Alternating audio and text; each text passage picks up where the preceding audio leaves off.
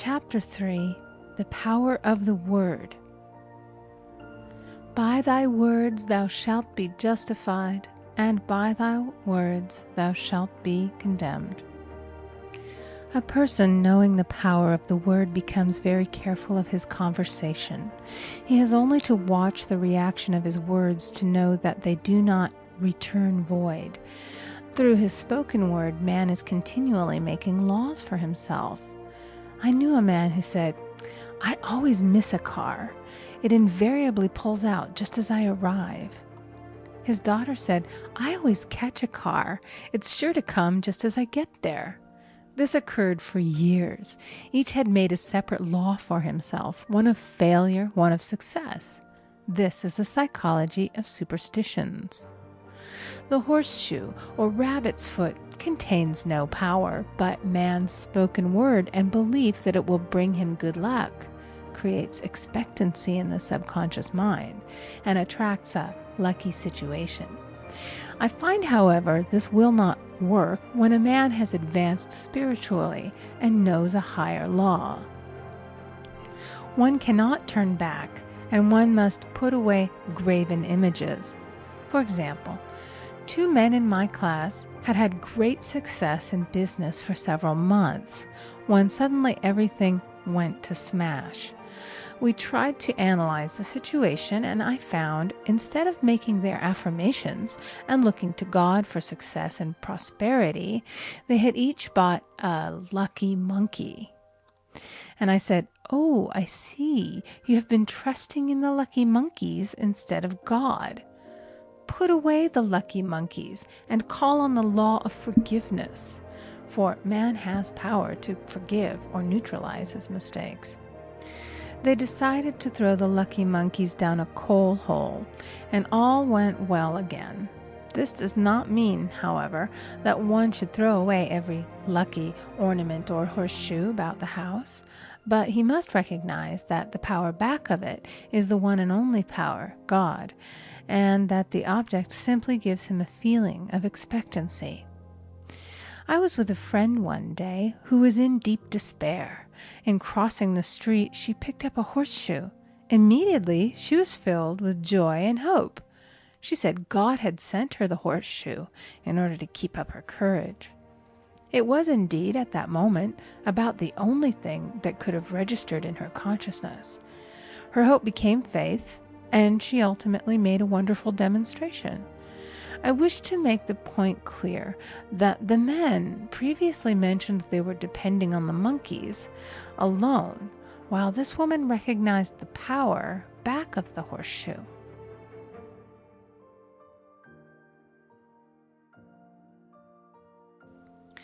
I know in my own case it took a long while to get out of a belief that a certain thing brought disappointment. If the thing happened, disappointment invariably followed. I found the only way I could make a change in the subconscious was by asserting, there are not 2 powers, there is only one power, God. Therefore, there are no disappointments, and this means a happy surprise. I noticed a change at once, and happy surprises commenced coming my way. I have a friend who said nothing could induce her to walk under a ladder. I said, "If you are afraid, you are giving into a belief in 2 powers, good and evil, instead of one. As God is absolute, there can be no opposing power, unless man makes the false of evil for himself. To show you believe in only one power, God, and that there is no power or reality in evil, walk under the next ladder you see." Soon after, she went to her bank. She wished to open her box in the safety deposit vault, and there stood a ladder on her pathway. It was impossible to reach the box without passing under the ladder. She quailed with fear and turned back. She could not face the lion on her pathway. However, when she reached the street, my words rang in her ears, and she decided to turn and walk under it. It was a big moment in her life, for ladders had held her in bondage for years. She retraced her steps to the vault, and the ladder was no longer there. This so often happens. If one is willing to do a thing that he is afraid to do, he does not have to. It is the law of non-resistance, which is so little understood. Someone has said that courage contains genius and magic. Face a situation fearlessly, and there is no situation to face. It falls away of its own weight. The explanation is that fear attracted the ladder on the woman's pathway, and fearlessness removed it. Thus, the invisible forces are ever working for the man who is always pulling the strings himself, though he does not know it. Owing to the vibratory power of words, whatever man voices, he begins to attract. People who continually speak of disease invariably attract it. After man knows the truth, he cannot be too careful of his words. For example, I have a friend who often says on the phone, "Do come to see me and have a fine old-fashioned chat." This old-fashioned chat means an hour of about 500 to 1,000 destructive words, the principal topics being loss, lack, failure, and sickness. I reply, "No, thank you. I've had enough old-fashioned chats in my life. They are too expensive, but I will be glad to have a new-fashioned chat and talk about what we want, not what we don't want."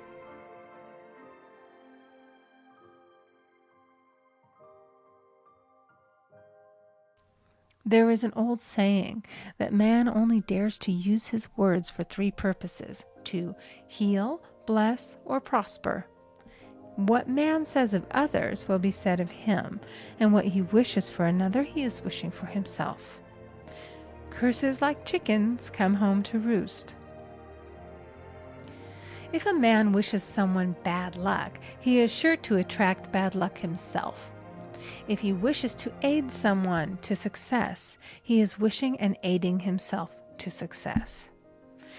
The body may be renewed and transformed through the spoken word and clear vision, and disease be completely wiped out of the consciousness.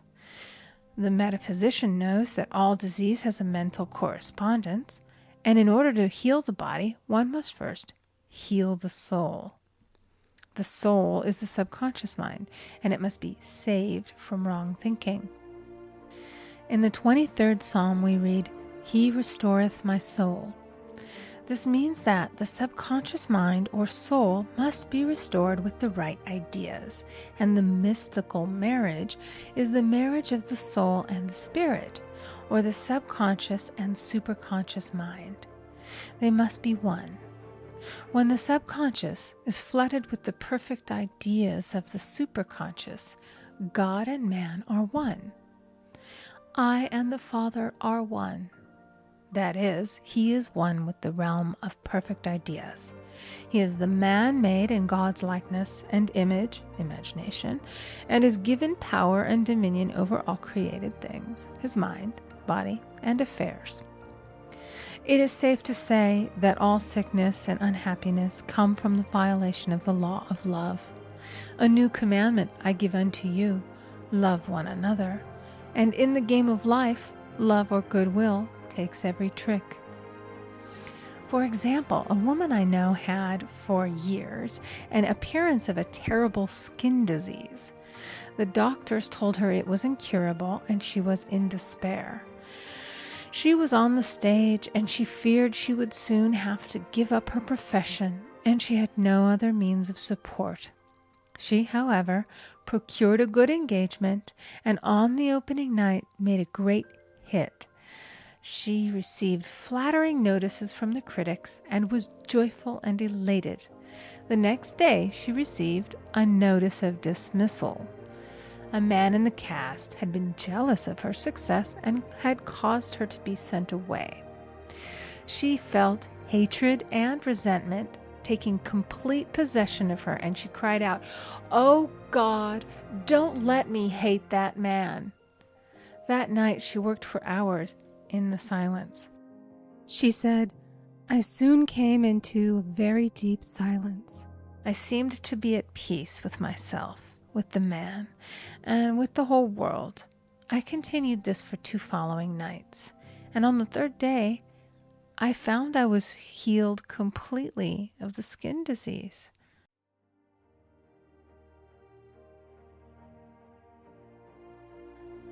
In asking for love or goodwill, she had fulfilled the law, for love is the fulfilling of the law, and the disease, which came from the subconscious resentment, was wiped out.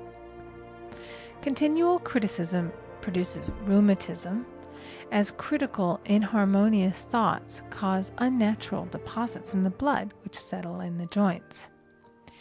False growths are caused by jealousy, hatred, unforgiveness, fear, etc. Every disease is caused by a mind not at ease. I said once in my class, there is no use asking anyone, "What's the matter with you?"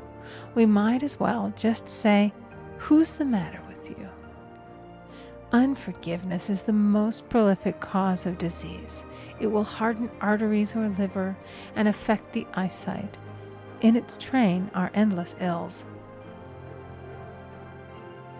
I called on a woman one day who said she was ill from having eaten a poisoned oyster. I replied, "Oh no, the oyster was harmless. You poisoned the oyster. What's the matter with you?" She answered, "Oh, about 19 people." She had quarreled with 19 people and had become so inharmonious that she attracted the wrong oyster. Any inharmony on the external indicates there is mental inharmony. As the within, so the without. Man's only enemies are within himself, and a man's foes shall be they of his own household. Personality is one of the last enemies to be overcome, as this planet is taking its initiation in love. It was Christ's message, peace on earth, goodwill toward man. The enlightened man, therefore, endeavors to perfect himself upon his neighbor. His work is within himself, to send out goodwill and blessings to every man, and the marvelous thing is that if one blesses a man, he has no power to harm him. For example, a man came to me asking him to treat for success in business. He was selling machinery, and a rival appeared on the scene with what he proclaimed was a better machine, and my friend feared defeat. I said, "First of all, we must wipe out all fear, and know that God protects your interests, and that the divine idea must come out of the situation. That is, the right machine will be sold by the right man to the right man." And I added, "Don't hold one critical thought toward that man. Bless him all day and be willing not to sell your machine if it isn't the divine idea." So he went to the meeting, fearless and non-resistant, and blessing the other man. He said the outcome was very remarkable. The other man's machine refused to work, and he sold his without the slightest difficulty. But I say unto you, love your enemies, bless them that curse you, do good to them that hate you, and pray for them which spitefully use you and persecute you. Goodwill produces a great aura of protection about the one who sends it, and no weapon that is formed against him shall prosper. In other words, love and goodwill destroy the enemies within oneself. Therefore, one has no enemies on the external. There is peace on earth for him who sends goodwill to man. End of chapter 3.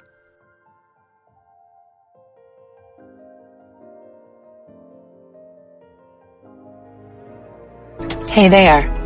Subscribe to my channel and also press this bell icon so you can get latest video notifications.